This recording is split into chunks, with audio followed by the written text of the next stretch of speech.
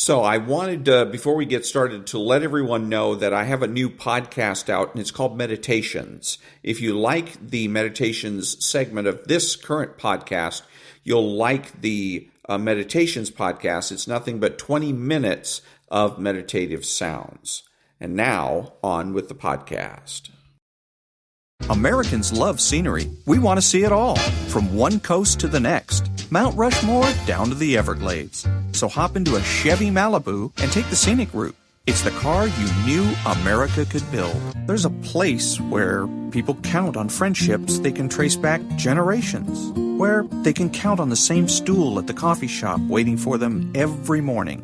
This place is called Glen Ellen, and you can find it in every bottle of Glen Ellen wine. This is craft brewed Herman Joseph's, the smoothest, easiest drinking specialty beer in the entire solar system.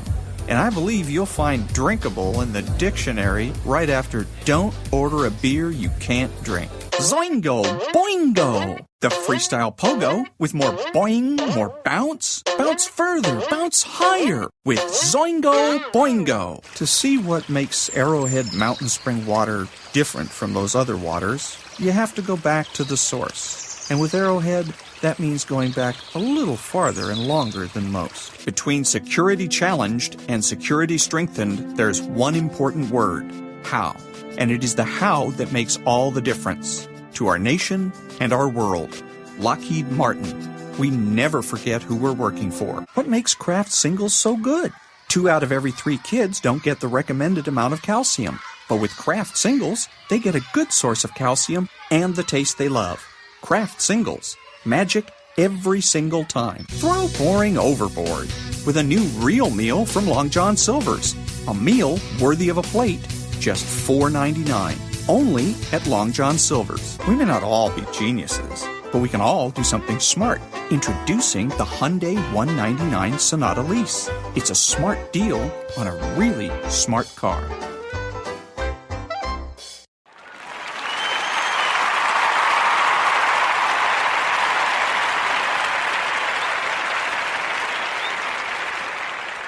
Because a 1-star review will tell you things that you're secretly looking for that the proprietor could not openly promote.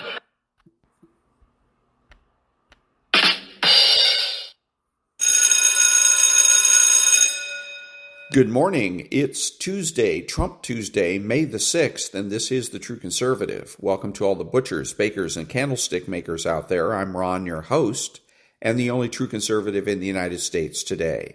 So today, after the Serenity Prayer and the patriotic song of the day, we will have the headlines, patriotic shorts, motivation, Bishop Barron, Ayn Rand, and Donald Trump. All that and more when I get back.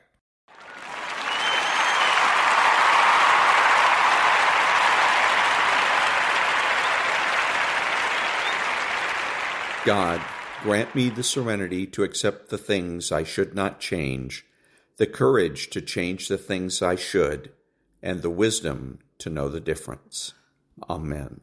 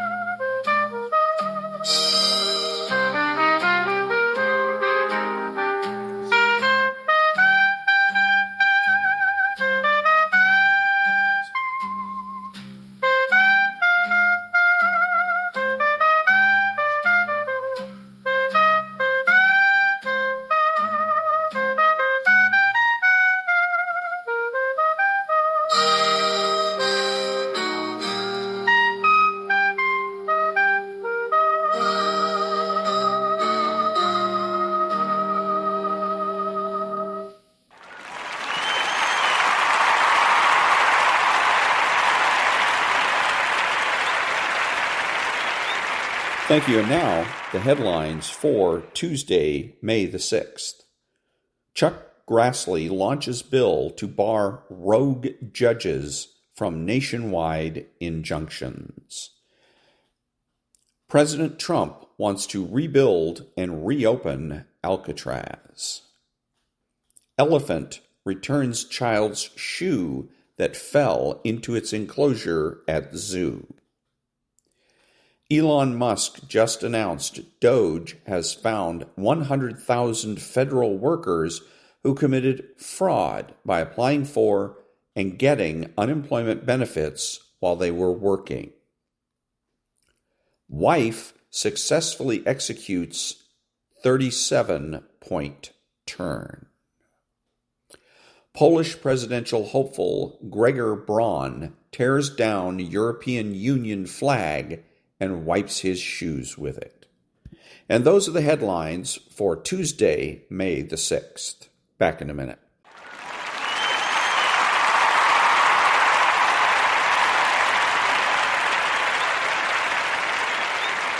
Thank you. Now, the Political Corner starring Pete Hegseth. We're back with more DOD reforms. This one is General and Flag Officer Reductions. That's the official title. My title is Less Generals, More GIs. It's a historic one, and it's in keeping with President Trump's commitment to achieving peace through strength. We're going to shift resources from bloated headquarters elements to our warfighters. Let's take a bit of a trip down memory lane. In history, when we were fighting across the globe during World War II, we had a force that was 12 million strong. For that 12 million man element, we had 17 4- and 5-star generals. Today, we have 2.1 million service members with 44 4-star and flag officers. So it used to be a ratio of 1 general to 6,000 troops. Today, it's 1 general to 1,400. More generals and admirals does not equal more success. Now, this is not a slash and burn exercise meant to punish high-ranking officers. Nothing could be further from the truth. This has been a deliberative process, working with the Joint Chiefs of Staff with one goal: maximizing strategic readiness and operational effectiveness by making prudent reductions in the general and flag officer ranks. And that was the Political Corner. Back in a minute.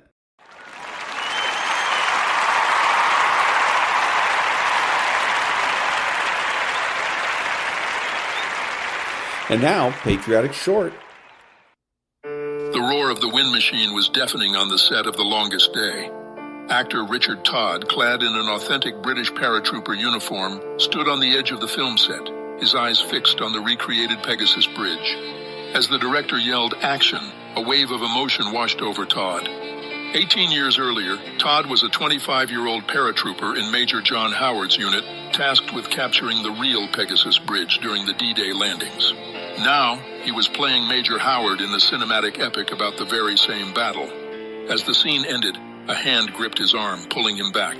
"Mr. Todd, are you all right?" said the young production assistant. Todd blinked, lost in a haze of confusion and flashbacks. "Yes, I'm fine." But he wasn't. A part of him was still there on that bridge, forever young, forever fighting.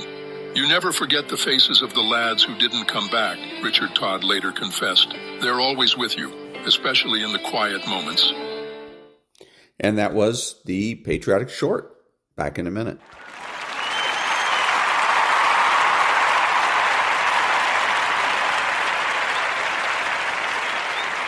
Thank you. You know what time it is. It's time to get motivated.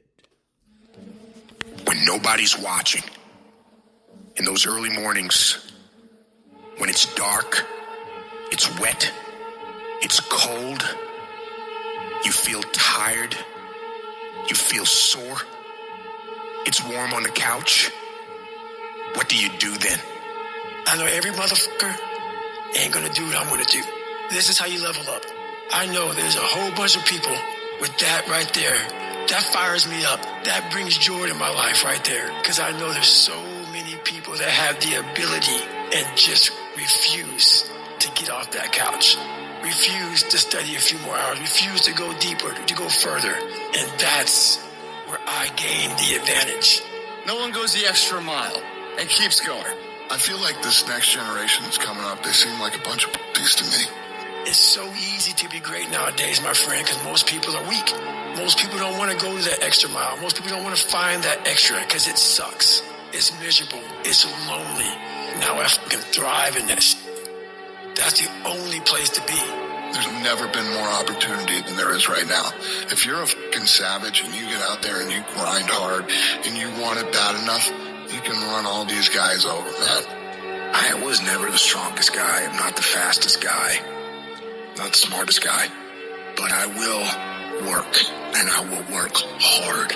I'll never be in the Olympics. I'll never be a professional athlete. But still I grind. I fail at most things I do. But still I grind. I don't want to do half the shit I do. But still I grind. And that one day, you see me down a dark alley, run at 1 o'clock in the morning, know one thing. I was grinding.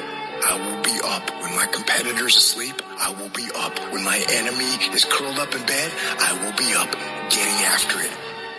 If you guess right now is no one looking, man. If no one was looking, I had a chance to sneak in some extra work. To do a little bit more while no one's looking. They'll think I'm better than I am. So I recommend you do that right now. No one's looking. You're home alone. Do more. Do I like the long hours? No. Do I like having to watch a game at 3 o'clock in the morning? No. But I have to be prepared because I'm addicted to the result. If today you never say good enough, tomorrow you'll always have enough. Championships aren't won in the theater or the arena. They're won in the thousands of hours in the training room, the labs, and the 5 a.m. runs, and the training when everyone else is sleeping. That's when it's won. The heart of a champion is a light switch that's always on. It doesn't go on and off when someone's watching. It's constant. Champions aren't found on the podium with their hand up. No. Champions are found in the lab studies. The thousands of hours of hard work when no one's watching. That's what makes the will unstoppable. When you're in here and no one else is, and you're pushing yourself harder than anybody with no one around. It's how you look at something if your name's attached to it, and you do it right. The best of your ability every single time. If you're dusting your countertops, do you dust around the picture frame, or do you pick the up and dust the entire thing? Do the job right or don't do it at all. That's the same person who has his hand raised on the podium one day. How you hold yourself in the small things of life. Build the character-winning blocks of the things that we're remembered for. And it begins now with no one looking. How you hold yourself. How you see yourself. What do you do when nobody's watching? If you do it then, I guarantee you'll be doing it when everyone's watching. Execute, execute, execute. And that's what people don't do. They don't execute. Making a freaking plan is the easy part. And you have to understand, if you don't execute on the plan, if you don't get up in the morning when you're feeling tired, scared, if you don't execute, you're not just cheating yourself. You're cheating your family. You're cheating your employees. You're cheating your team. Whatever you're a part of, it's bigger than you, man. Nobody wants to do it. That's the thing. When you look at someone and you say that man or that woman has something that I don't have, nobody woke up with that shit. They got it from showing up every day and execute. And especially when they don't feel like it. Do you think that this just happens? You think, I'm going to show up, I'm going to put in my time, and then I'm going to be rich. And that ain't what happens. Everyone's always looking for other people to do stuff for them. Stop looking for fucking help from everybody else. It starts and ends with you. You've got to do more. You've got to become valuable. You've got to understand that what you get paid to do is the minimum. And everything on top of that is your investment in your future. So if you're going to stand out, don't do the same thing that everybody else is doing. Separate yourself. You playing against other teams and you doing exactly what they're doing. Separate yourselves. Stop doing what they doing. If you stop doing what they doing, you're going to be a champion. And that was motivation. The true conservative is now motivated. Back in a minute.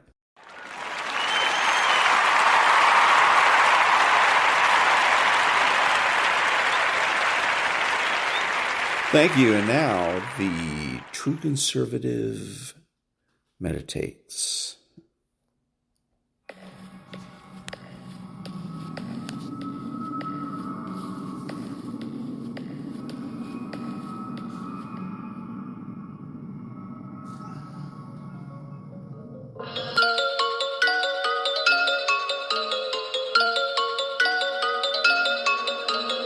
Are you afraid to fall?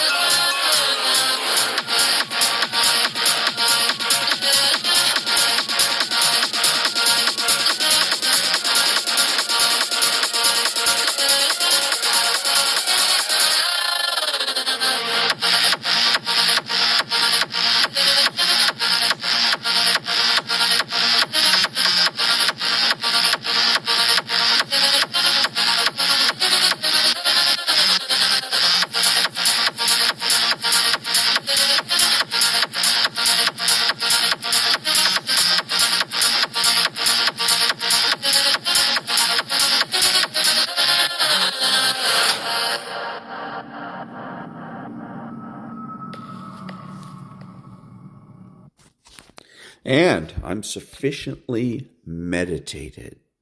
Back in a minute.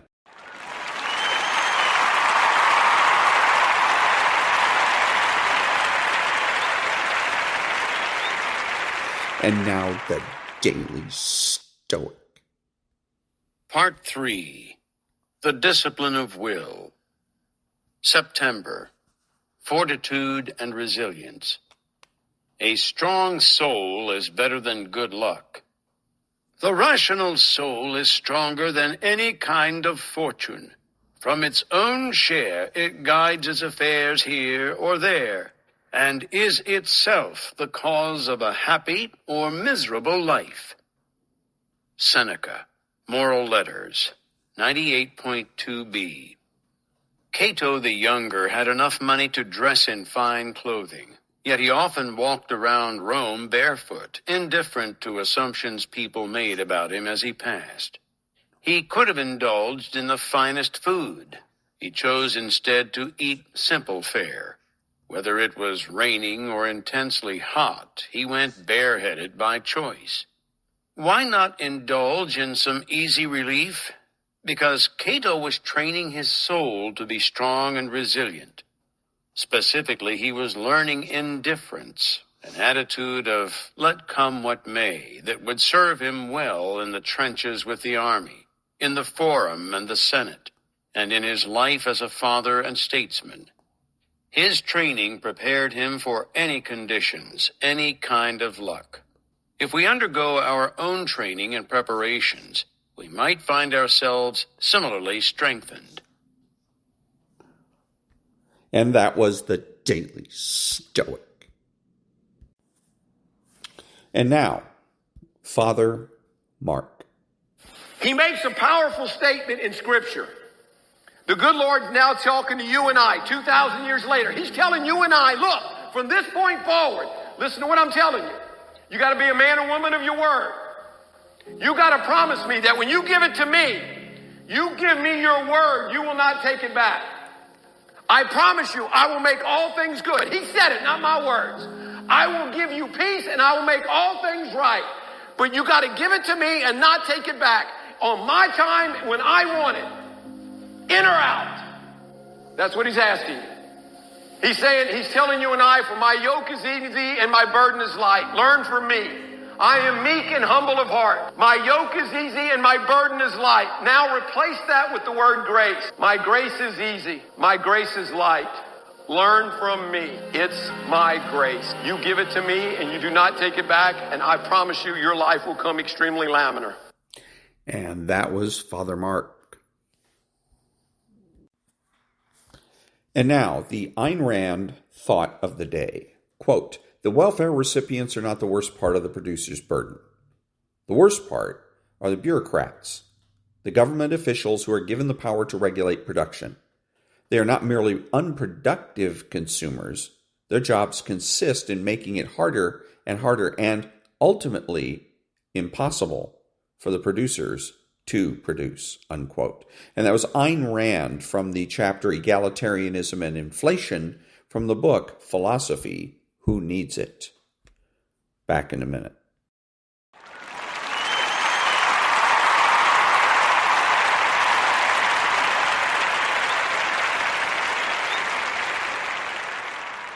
Thank you. Now, gaslighting. Casual smiles may mask a chilling secret. Welcome to the world of the sociopath next door. 5 signs to keep an eye on. 1. Superficial charm.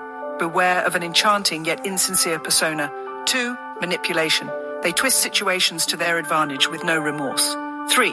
Lack of empathy. A cold indifference to others' suffering might be a red flag. 4. Pathological lying. Untruths and deception are second nature. 5. Impulsiveness. Rash decisions with no thought for consequences. Remember, knowledge is power. Stay vigilant, stay safe. Unmask the sociopath next door. Until next time, keep your... And that was a little bit of what was it? It was a little bit of gaslighting. That's it. Back in a minute.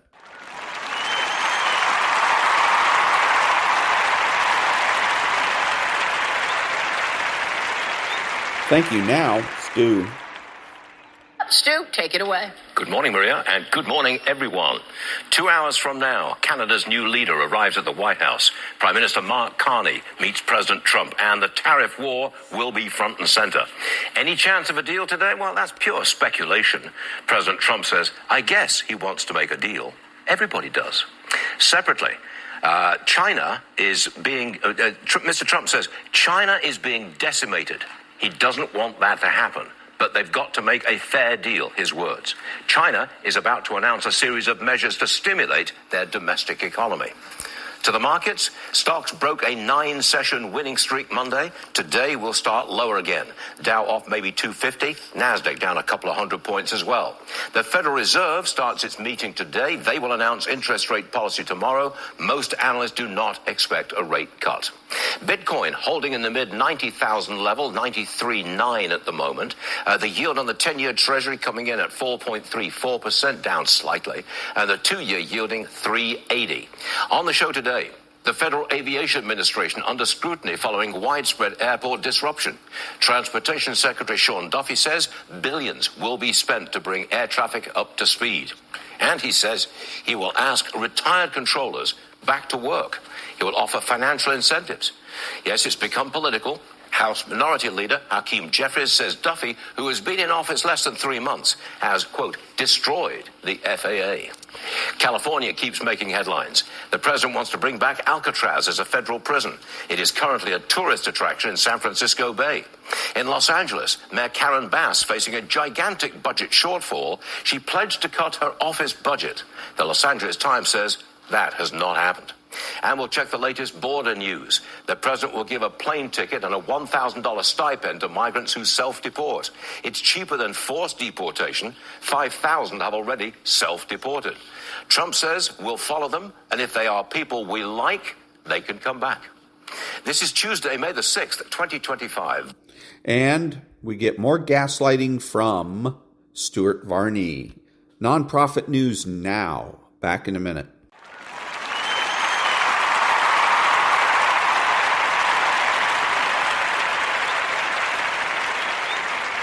Thank you. Now, what does the phrase, if you're explaining, you're losing, mean? This was said by Ronald Reagan, speaking of political campaigns. From the perspective of your audience, if you have to explain yourself, you come off looking desperate to convince. As a consequence, you lose the high ground. From a more philosophical perspective, if you have a clear conscience and strong conviction towards the positions you take, your values, truth, and direction, you don't need the opinions or consent of others.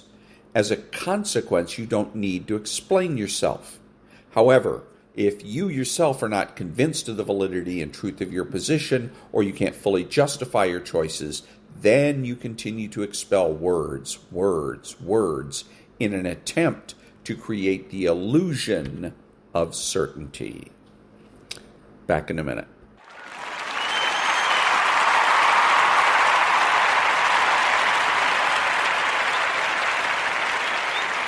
Thank you. And now the stats from Spreaker for the week of April 27th to May the 3rd.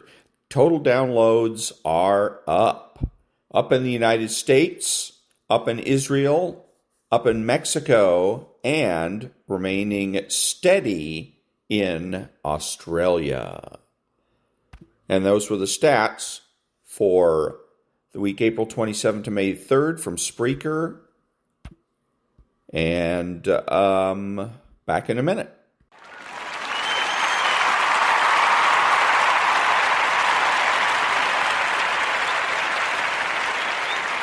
Thank you. And now from the Inspector Lindley Mysteries on PBS. Someone is cutting and bagging heroin in there. Oh, so it must be me. Oh, sorry, Peter. I'm obviously spoiled for choice here. Is it? I've only just thought to the door, for God's sake. Are you using it again? Oh, you never stop, do you, Sergeant Plumber? That's a stuffy soul. There we go. So doesn't that sound a little bit like gaslighting? Are you using again? And instead of answering the question, yes, I am, no, I'm not, what does he do instead? He puts it on the questioner. There you go again. Sounds like classic gaslighting to me. Back in a minute.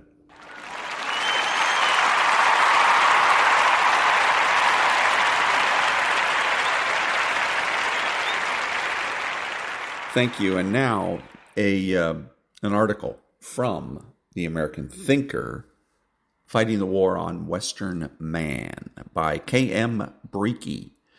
For 10 years, Justin Trudeau purposefully ran Canada into the ground via mass immigration and various other malfeasance. So what do Canadians do when he leaves? They re-elect the Liberals. You just can't make it up. Our new PM's far more polished, but he's also a blatant globalist, and I fear a sinister side will emerge quickly. America, on the other hand, re-elected Trump for the second time, some would say third, and I took great comfort in that victory. I firmly believe that Trump's talk of annexing Canada was purely to troll our weak and effeminate former prime minister, and I loved it. But can America rest easy? No way. Not with clowns like AOC lining up for 2028. Who comes after Trump? It's a huge concern in a world where globalists and commies circle Western countries like vultures. They don't have our best interests at heart. They don't care about the American dream or the nuclear family. They don't give two hoots about patriotism or the pursuit of happiness. In fact, these are bad things, obstacles to be crushed. We all feel the threat, but what can we do? How can we fight the madness? Some fight it head on. No subterfuge, no pseudonyms, no fear. Despite various levels of tyranny, these brave souls act up and speak out. They make it their mission. They risk job loss, ostracization, persecution, imprisonment, even death. God bless them. They're modern-day heroes. Myself, I don't have that kind of courage. I confine my dissidence to writing novels, and I've been at it for over 10 years, documenting the war on first world nations as I've worked my way through the Anglosphere. I've had my eye on the crown jewel for some time, Britain herself, but when all I see is modern-day Brits being defiled, humiliated, and reduced to second-class citizens, what story is there to tell? I can't serve up a black pill, but crafting a plausible near-future happy ending seemed near impossible. 'Twas a thorny dilemma. Meanwhile, on social media, I've been noticing the popularity of nostalgic imagery of yesterday's Britain. People found joy and comfort in the content. Presto! The idea for time travel arrived with a flourish. With this plot device, I could take readers on a grand adventures exploring the beauty and grace of not-so-long-ago Britain. All sorts of possibilities emerged. How was the present shaped? How can the future be shaped? Time travel allowed a book about England that was palatable, enjoyable, and even offered a modicum of hope. The idea was so fraught with possibility, I realized an entire series was needed to properly tell the tale. There's just so much to celebrate in the Anglosphere. We've been demonized so unfairly and for so long that we forget the near otherworldly accomplishments of our ancestors. European men, particularly the British, invented the modern world. They built the finest nations on the planet from scratch, and they did it everywhere they went. The high trust committees they created transcended nature. The early inhabitants of these derivative nations took the peace and prosperity for granted. They assumed it was the natural order. Of course, it was anything but. It was a unique and singular product of Western man. Where other tribes throughout history tend to annihilate indigenous populations, Englishmen showed an extraordinary capacity to transcend tribalism and seek a spirit of cooperation. No doubt there were exceptions. They used force when threatened, and they imposed laws to protect their people. But they genuinely sought to lift and enlighten others to an almost pathological degree. They struggled to grasp that other races were not like them and may never be. Over time, resentments formed, and those resentments were relentlessly stoked by the media and Hollywood. The programming eventually evolved into a non-stop anti-white pogrom. an endless parade of vicious blood libels. In modern pop culture, only white men are allowed to be villains. Only whites are portrayed as uniquely evil. And in modern-day reality, only whites are undeserving of a homeland. The powers that be have acted in unison to simultaneously attack, through demographic warfare, almost all formerly white countries. This open ethnic cleansing, historically dismissed as conspiracy theory, is no longer a secret. There's no more denial or debate. The mask is off. Whites are being replaced in their homelands, and it's a good thing. And so, through fiction, I offer a much-needed dose of optimism for a people whose spirit has been badly damaged, and in many cases destroyed. The Brits and their cousins around the world must remember the greatness from which they've come, and in doing so, recognize the greatness is still within them. Critics may claim Britain on the Brink describes an idealized version of the past, a romanticized version. I reject that criticism. Certainly parts of yesteryear's England were ugly and industrial and run down, even gloomy. Certainly there was a measure of injustice and poverty, but the English mind and soul was there. The land was English. The government wasn't authoritarian. The war on Western man is the biggest story of our age, and we're not supposed to notice. I say screw that. We must do all we can. And for me, that's writing books that take the side of indigenous Europeans.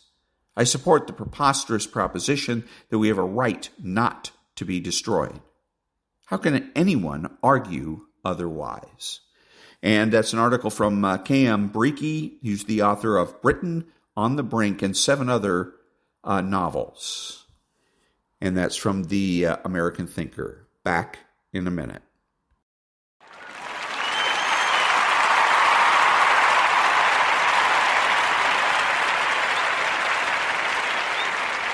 The following is a person that I'm following on Instagram. She's a French floozy who just got a new tattoo. Nous autorisons officiellement notre confrérie à se faire tatouer le pentacle de la connaissance designée par le suprême et absolu designer. Je vous le montre à nouveau. Tacadac, tacadac. Donc vous avez Aleph, Dalet, Lamed, Kaf, qui veut dire ODLC, et quand vous faites les gematriotes de Aleph, c'est 1, Dalet, c'est 4, Lamed, c'est 30, et Kaf, c'est 20.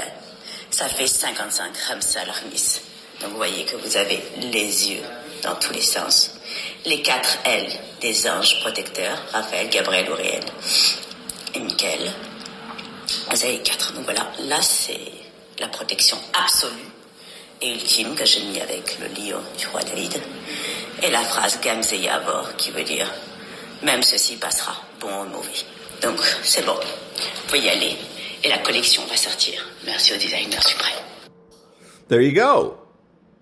She's showing off her new tattoo and explaining all about it. So those of you that understand French should be able to decode that. Back in a minute.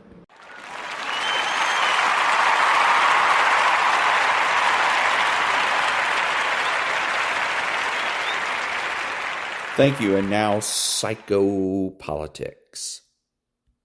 6. Healing as killing. Neoliberal psychopolitics is always coming up with more refined forms of exploitation. Countless self-management workshops, motivational retreats, and seminars on personality or mental training promise boundless self-optimization and heightened efficiency. They are steered by neoliberal techniques of domination, which aim to capitalize not just on working time, but on the person, him or herself, all the attention the individual commands, and indeed his or her very life. Neoliberalism has discovered integral human being as the object of exploitation. The neoliberal imperative of self-optimization serves only to promote perfect functioning within the system. Inhibitions, points of weakness, and mistakes are to be therapeutically eliminated in order to enhance efficiency and performance. In turn, everything is made comparable and measurable and subjected to the logic of the market. It is not concern for the good life that drives self-optimization. Rather, self-optimization follows from systemic constraints, from the logic of quantifying success on the market. The age of sovereignty was the age of levying and conscription, the expropriation and appropriation of goods and services. The power of sovereignty expressed itself as the right to seize and dispose at will. In contrast, disciplinary society banks on production. It is the age of active and industrial added value. That said, the time for creating new value which is real is over and done. Indeed, under the financial capitalism of our day, value is being destroyed at the root, eradicated. The neoliberal regime is in the course of inaugurating the age of exhaustion. Today, the psyche itself is being exploited. Accordingly, psychic maladies such as depression and burnout define our times. In contemporary American self-help literature, the magic word is healing. The term refers to self-optimization that is supposed to therapeutically eliminate any and all functional weakness or mental obstacle in the name of efficiency and performance. Yet perpetual self-optimization, which coincides point for point with the optimization of the system, is proving destructive. It is leading to mental collapse. Self-optimization, it turns out, amounts to total self-exploitation. The neoliberal ideology of self-optimization displays religious, indeed fanatical, traits. It entails a new form of subjectivation. Endlessly working at self-improvement resembles the self-examination and self-monitoring of Protestantism, which represents a technology of subjectivation and domination in its own right.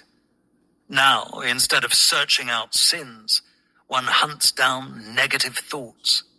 The ego grapples with itself as an enemy. Today, even fundamentalist preachers act like managers and motivational trainers, proclaiming the new gospel of limitless achievement and optimization. It is impossible to subordinate human personhood to the dictates of positivity entirely. Without negativity, life degrades into something dead. Indeed, negativity is what keeps life alive. Pain is constitutive for experience, Erfahrung. Life that consists wholly of positive emotions and the sensation of flow is not human at all. The human soul owes its defining tautness and depth precisely to negativity. That tension of the soul in unhappiness, which cultivates its strength, its inventiveness and courage in enduring, persevering, interpreting and exploiting suffering, and whatever has been granted to it of profundity, secret, mask, spirit, cunning, greatness, was it not granted through suffering, through the discipline of great suffering, asks Nietzsche. The imperative of boundless optimization even manages to exploit pain.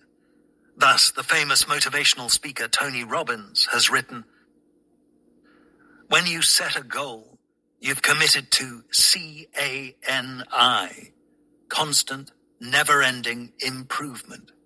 You've acknowledged the need that all human beings have for constant, never-ending improvement. There is a power in the pressure of dissatisfaction, in the tension of temporary discomfort. This is the kind of pain you want in your life." Now, the only pain that is tolerated is pain that can be exploited for the purposes of optimization. But the violence of positivity is just as destructive as the violence of negativity. Neoliberal psychopolitics, with the consciousness industry it promotes, is destroying the human soul, which is anything but a machine of positivity, Positivmaschine. The neoliberal subject is running aground on the imperative of self-optimization. That is, on the compulsion always to achieve more and more. Healing, it turns out, means killing. And that was Chapter 6, Healing is Killing, from Psychopolitics by Byung-Chul Han, Neoliberalism and New Technologies of Power. Back in a minute.